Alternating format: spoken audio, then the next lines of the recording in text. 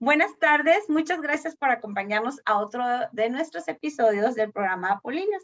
Mi nombre es Jessica Hinojosa y soy directora de las carreras humanistas de la Universidad de Monterrey. El día de hoy tenemos un interesante tema, el cual es la enseñanza filosófica. Y para esto tenemos a uno de nuestros consentidos, licenciados en filosofía, para que nos lo exponga. A continuación lo presento. Él es Jorge Torres, como lo mencioné, es licenciado en filosofía por la Universidad de Monterrey. Él está enfocado principalmente en la filosofía del lenguaje y de las ciencias cognitivas. Ha abordado diversos temas relacionados al pensamiento, al lenguaje y la cultura, a la luz de trastornos en el desarrollo del lenguaje y de estructuras sociolingüísticas. Actualmente es docente en la UDEM y en la UNIAM, impartiendo materias de orientación profesional, taller de oratoria y fundamentos filosóficos de la psicología, respectivamente. Bienvenido, Jorge, y un placer tenerte en Apolíneos.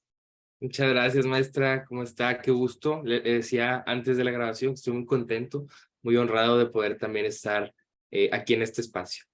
No, al contrario, nosotros felices, ¿verdad?, de recibirte ahora como ya un licenciado, pero siempre experto en la filosofía y de verdaderamente un amante de la filosofía, que es lo mejor, ¿verdad? Que lo transmites, que te apasiona, y pues eso es lo que nosotros buscamos, que nos transmita ese conocimiento, y pues justo el tema enseñanza filosófica pues nos da para eso. Entonces yo te voy a hacer unas pequeñas preguntas que nos gustaría que pues nos vayas respondiendo para ir abordando el tema. Claro que sí.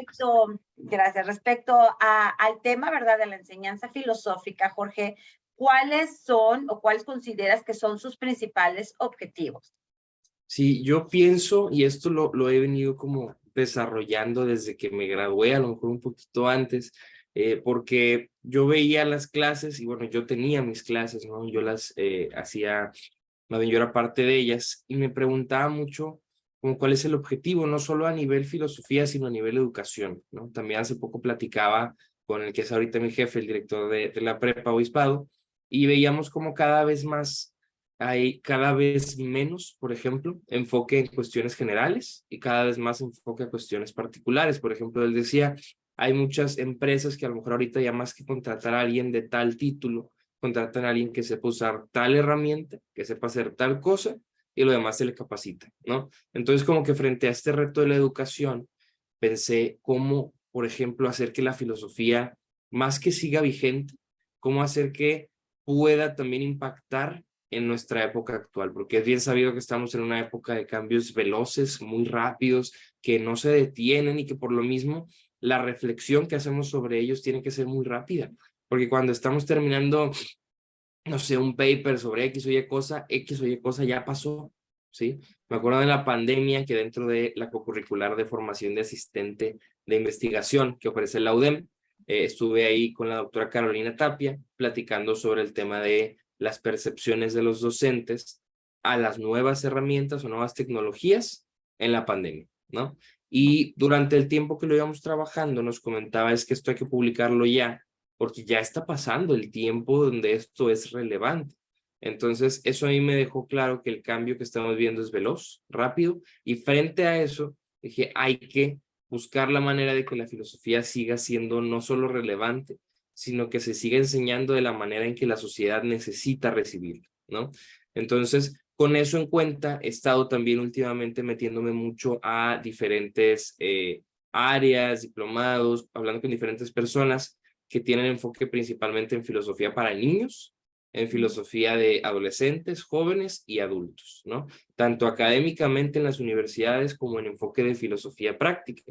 Entonces, respondiendo directamente a la pregunta, pienso yo que el objetivo de la enseñanza filosófica, más allá de atenerse a transmite un contenido teórico, va más allá a transmite el mensaje de vida que ese contenido teórico pretende llevar, ¿sí? Más allá de hacer que las personas memoricen autores, que conozcan diferentes teorías, que se aprendan que son tantas líneas de pensamiento en tantas épocas, que logren hacer vida esa parte filosófica, porque el pragmatismo de la filosofía, el que sea vida, hoy en día me parece que es la manera en que la sociedad la reclama.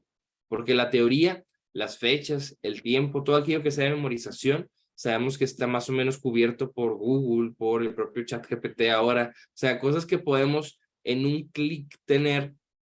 Quizás eso puede ser, sí, obviamente referencia en la filosofía, pero debería ser más algo que la sociedad no esté respondiendo, que es la parte vivencial. La sociedad no nos va a decir cómo utilizar la filosofía para, por ejemplo, comenzar un proceso de introspección.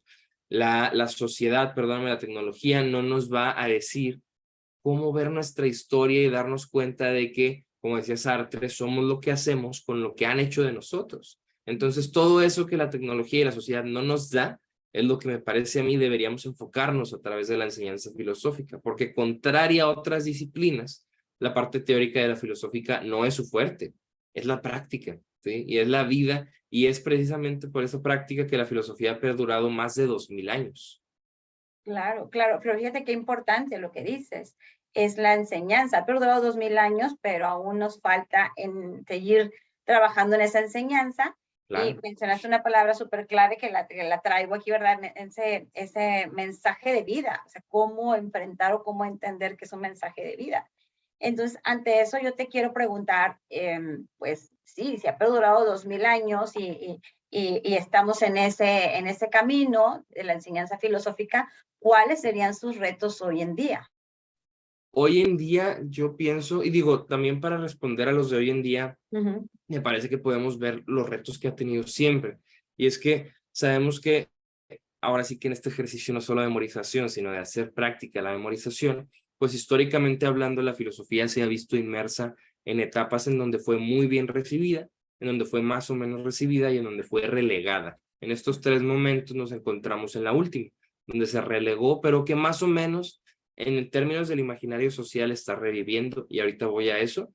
En sus orígenes sabemos que la filosofía fue muy bien recibida en la cuna de Grecia, ¿no? En la cuna occidental, la filosofía era el pan de cada día y era la actividad por excelencia. En el medievo, por ejemplo, cuando la teología empieza a ser más fundamental para el desarrollo occidental, gracias a Santo Tomás de Aquino, San Agustín, se tira aquella frase latina, que la voy a traducir al español, porque no me acuerdo bien cómo era en latín, pero era que la filosofía es esclava de la teología, ¿no? Entonces se le quitó un lugar para ponerlo al servicio de otro, y ya en la época moderna, que si bien la filosofía vuelve porque siempre está, pero ahora es como un segundo lugar y hasta un tercer lugar con la ciencia, por ejemplo, cuando empieza a crecer y nace el cientificismo, esta idea de que la ciencia da la verdad. Entonces, poco a poco la filosofía pasó de ser amada a ser relegada. Y hoy en día lo que logro ver es que personas, por ejemplo, con altos rangos administrativos, empresariales, están retornando a la filosofía y están promoviendo este retorno, pero desde una perspectiva muy distinta.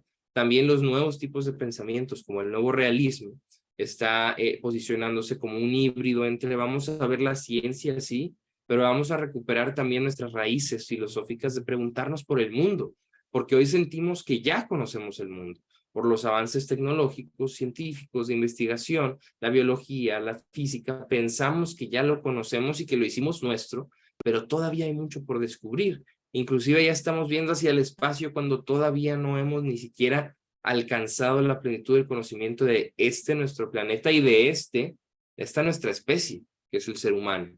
Entonces, hoy en día el principal reto de la enseñanza principalmente es romper el paradigma de que la filosofía es solo teoría, de que la filosofía es solo sentarte a escuchar a un profesor, de que la filosofía es únicamente pensar sin hacer.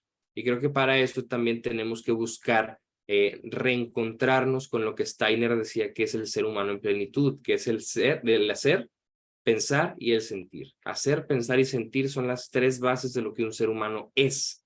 Con eso en cuenta, no podemos entregarnos solo al hacer.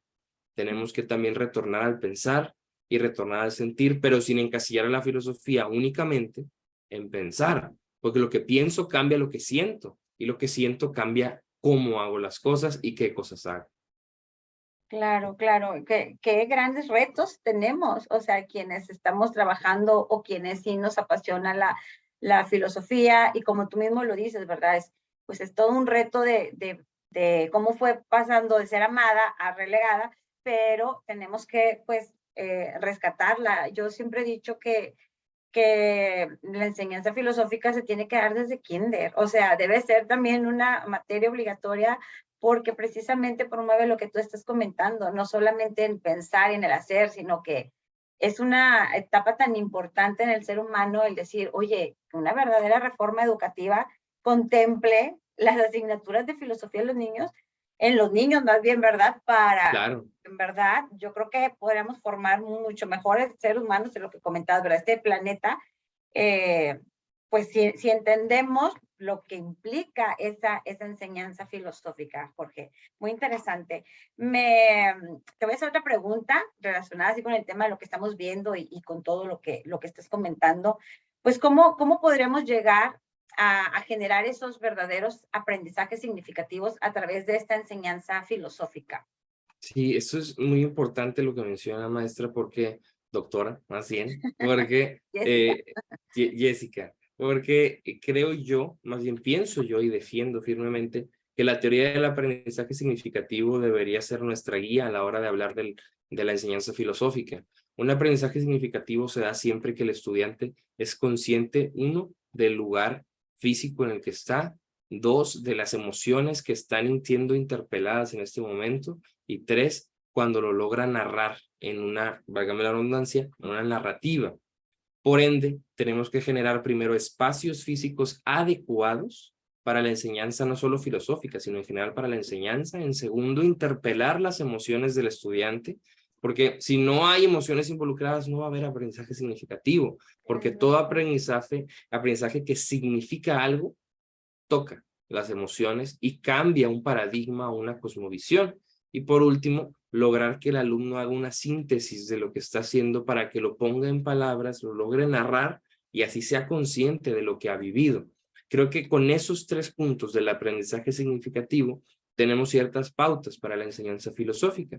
Ahorita yo, pues usted sabe, no estoy trabajando en prepa, aquí en la prepa UDEM, no dando propiamente la materia de filosofía, pero sí promoviéndola arduamente con talleres, el Taumas en que nació en mis prácticas, también lo comparto una vez, se retoma el siguiente semestre y si todo sale bien, de este al que sigue ya es esta cocurricular. Entonces, todo Excelente. esto en busca de seguir manteniendo la filosofía no en las aulas, sino en el espacio físico que llamamos preparatoria. Así que también dentro de mis propias clases, por ejemplo, que yo doy orientación profesional y oratoria, en estas clases ahí en la prepa, siempre promuevo mucho la noción filosófica implícita, haga de cuenta. Porque explícitamente, pues sí sería llegar y decir, ¿sabes qué? Hoy vamos a ver a Aristóteles, hoy vamos a ver a Platón, pero no. Lo que hacemos es aplicar la teoría de Aristóteles, de Platón, de los estoicos, de Séneca, de Marco Aurelio, de X o Y autor, para las situaciones que están viviendo los jóvenes, ¿sí? Para situaciones en las que ellos se ven inmersos y en las que ellos a veces no saben cómo salir, desde el propio núcleo de su familia, que si tuvieron una discusión con sus papás, que si no saben por qué tienen que seguir queriendo a su familia si su familia no los trata bien, esas cuestiones que son tan humanas, básicas, muchas veces tabúes y que muchas veces como profesores a veces sacamos la vuelta porque nuestro trabajo es uno y esto ciertamente excede ese trabajo, pero al menos para mí la enseñanza filosófica, aún en materias que no son propiamente de filosofías, va por ver la historia del estudiante, involucrar sus emociones e involucrarme en ellas, evidentemente desde la prudencia y los límites sanos, pero involucrarme en lo que más pueda para brindarle herramientas que gracias a la filosofía tenemos y que le puedan servir para manejar su propia vida. Excelente, me encanta porque creo que tiene que ver con lo que mencionaste del mensaje de vida. Es decir, bueno, la filosofía no nada más te la voy a dar en una asignatura, sino va a Claro, permear en todas las instancias en donde estoy, ¿verdad? En toda esa vida. Y de ahí vemos también la importancia de, el no es decir, ay, bueno, solamente tuve una clase, salí de mi clase y ya no sé nada, ¿verdad? Me metí en la clase de algoritmos y saliendo de ahí ya no lo volví a aplicar en mi vida. No, en este caso, ¿verdad? La filosofía la vamos a seguir usando, se va a seguir aplicando y me encanta la manera en cómo lo estás llevando a cabo esa enseñanza en la cual está siendo como que transversal, ¿verdad? Todas las otras, pues, momentos o etapas o materias en las cuales tú estás inmerso y puedas estar, pues de alguna manera, como dice, colaborando y llevando ese mensaje de vida. Me encantó el término porque lo traigo aquí resonando. Creo que es muy importante eso, Jorge. No sé si quieras comentarnos algo más para ir finalizando y cerrando el programa. Sí, yo en lo personal veo mucho que los jóvenes, bueno, yo también soy joven, ¿no? Pero los más jóvenes, sobre todo en este caso de mi trinchera, los adolescentes, veo que hay una gran inquietud por conocer el mundo y saber ser parte de él. Y también veo que hay un gran miedo por formar parte de él. Entonces es paradójico querer estar, pero que me da miedo estar porque siento que no estoy. Por ejemplo, a los que les doy clases son de cuarto semestre, ya están más para allá que para acá, ¿verdad? Pero todavía no están tan allá y ya no están tan acá. Entonces están en ese punto medio donde de repente llegan y me dicen, profe, es que real me da miedo crecer, ¿no? Me da miedo el futuro, no sé qué onda. Entonces, esta incertidumbre, este temor por lo que pueda hacer mañana, creo que es el reflejo de lo que todo ser humano siente y la lucha que todo ser humano tiene, tratar de manejar la incertidumbre. Y yo sé que muchos autores, inclusive muchos actualmente, ¿no? Filósofos comentan que la misión de la filosofía no es hacer feliz a las personas, lo entiendo plenamente. Yo pienso, y es mi postura personal, que la filosofía, si bien no está naturalmente orientada a eso, una de sus finalidades más bonitas, nobles y bellas es ayudar a las personas no a ser felices, sino a encontrar paz. Y para encontrar paz hay que entender lo que sucede en la medida de nuestras capacidades para ese momento, de lo que podemos entender para ese momento y de lo que sabemos que se puede entender en ese momento. Sí sabemos que si un estudiante llega y dice, por ejemplo, tengo tristemente varios estudiantes, ¿no? Que ya no tienen ninguno de sus dos papás por fallecimiento ambos.